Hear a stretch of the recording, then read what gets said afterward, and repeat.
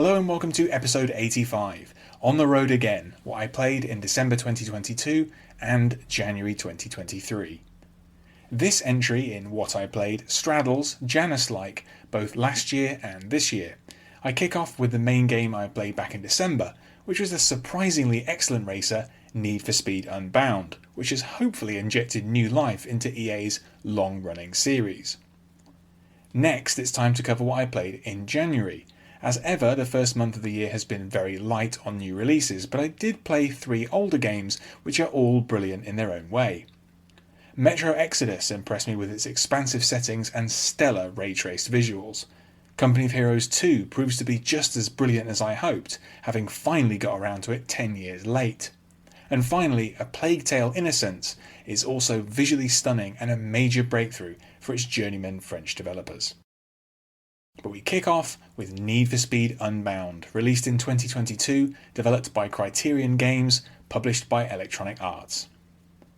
It should be difficult to surprise anyone with a Need for Speed game. EA's premier racing series first got into gear in 1994 and has had 25 installments since then, which have explored seemingly every possible angle on street competition. For a few reasons though, Unbound did surprise people. Firstly, EA only formally announced it a couple of months ahead of its release. Secondly, it has a graffiti-like art style which is genuinely new for the series. And thirdly, it's great. Now, Need for Speed Heat was fine, and Unbound is built on much the same template. But British studio Criterion, who were put back in charge of the series by EA, did a fantastic job augmenting that formula. The crucial thing is that Criterion leans on and heightens the sense of risk and reward. Every race adds cash to a potential payout, but also increases police attention. Get busted before reaching a safe house and every cent is lost. The tighter economy means that every dollar you can win means something. In Unbound, every car and every upgrade is genuinely earned, not given away freely. Happily, Need for Speed Unbound is also rock solid on a technical front. The Frostbite engine is arguably an underrated bit of tech and performs wonderfully in this case. Unbound looks great and runs like a dream on PC. That's crucial in a game which delivers a sometimes almost frightening sense of speed. John Lineman of Digital Foundry listed Unbound as his number 3 game of 2022, and for me it's just outside my top 5. Great job, Criterion. Next up, Metro Exodus, released in 2019, developed by 4A Games, published by Deep Silver.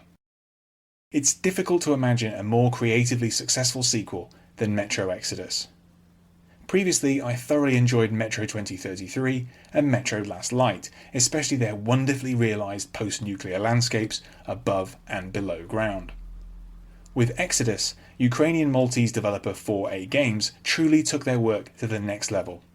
In the third game, the surviving characters from Last Light acquire a train, which they call the Aurora, and venture out of Moscow. The game is structured as a kind of odyssey, in which player character Artyom and his friends seek a new home free of radiation to fashion into a kind of New Eden. Accordingly, Exodus offers much more freedom than the very linear earlier games. Each of the locations visited by the Aurora is rendered with even more breathtaking care, and have their own distinct weather conditions, inhabitants, and threats. Metro has always emphasised immersion, and Exodus manages to be even more convincing and involving, despite the reduced control 4A have over the player's movements. The combat, crafting, and survival elements all received an upgrade, and the 2021 PC Enhanced Edition rebuilt the lighting from the ground up, making it exclusive to graphics cards equipped for ray tracing. The one major flaw is the way the story is delivered. Exodus expects players to stand around listening to minutes of dialogue, with almost no way to express themselves or to become involved.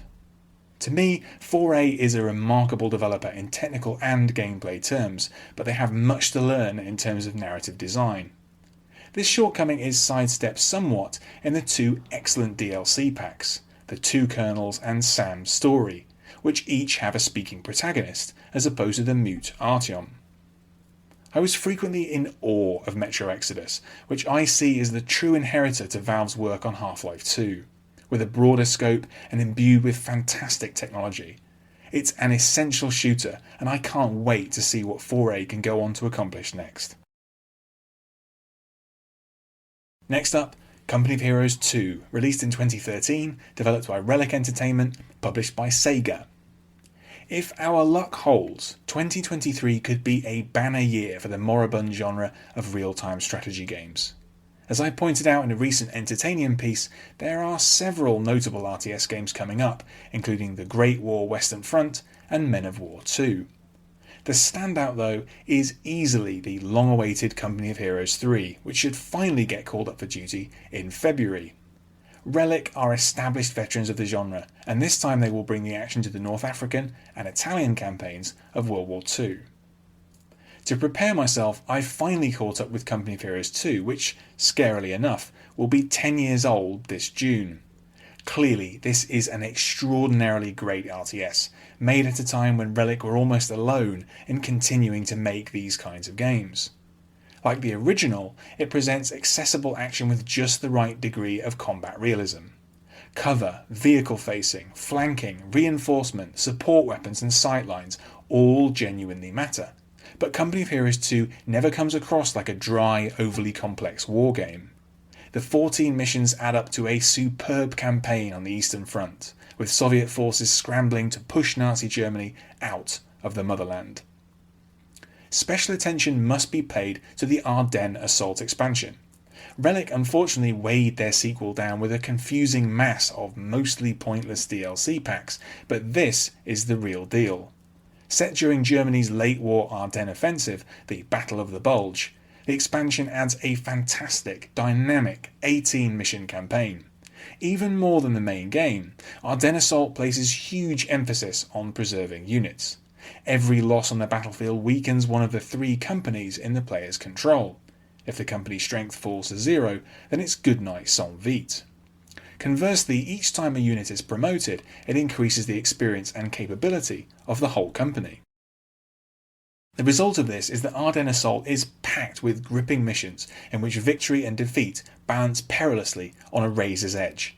Around half of the engagements are essentially glorified skirmishes, but the game's core gameplay and the clever mutators still produce electrifying battles with increasingly intimidating German formations. Despite its advanced age, Company of Heroes 2 still looks pretty good too.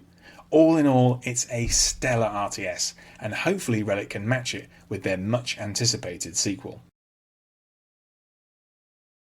Finally, A Plague Tale: Innocence, released in 2019, developed by Asobo Studio, published by Focus Entertainment. Over the last few years, the French developer Asobo Studio has had one of the most spectacular glow-ups in gaming history. Set up in 2002, the Bordeaux-based outfit laboured for years on the most unglamorous contract projects, a mixture of port work and licensed tie-in games. Only very occasionally were they able to produce original projects of their own, like the post-apocalyptic racer Fuel in 2009. Things changed considerably for Asobo once they shipped A Plague Tale: Innocence. Even with some foreknowledge, this is a startling game. Set in the Kingdom of France in 1348, Innocence is a third-person mix of stealth, horror and puzzle gameplay with a strong narrative focus. At first, it's the game's technical prowess which impresses most, and with good reason. This is a fantastic looking game, rich with spectacular lighting effects and a convincing vision of 14th century Aquitaine. It's all the more remarkable because it's built on a proprietary engine written by Asobo themselves. Over time though, the gameplay and narrative prove to be just as engaging as the visuals. Innocence follows player character Amicia and her young brother Hugo as they seek safety from an apocalyptic swarm of flesh-eating rats and a brutal French Inquisition. The stealth and puzzles are simple but effective, especially when allied to an engaging tale.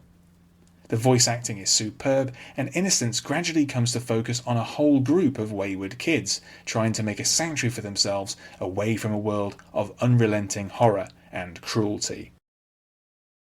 While I think Innocence is a little too lengthy for its own good, I've been delighted to experience a game which has transformed a studio's fortunes.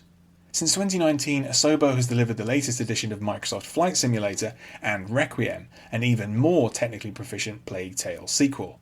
After years in obscurity, Asobo has well and truly arrived. With that, another month is 6 feet under.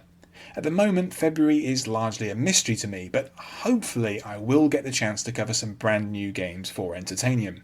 If I'm particularly lucky, that could include Company of Heroes 3. Fingers crossed. Thanks for listening to this episode. You can find more of my writing in text and audio form at my site andyjohnson.xyz. You can also find me on Twitter at AndyJohnsonUK, and you can support me at patreon.com/AndyJohnson. Catch you next time.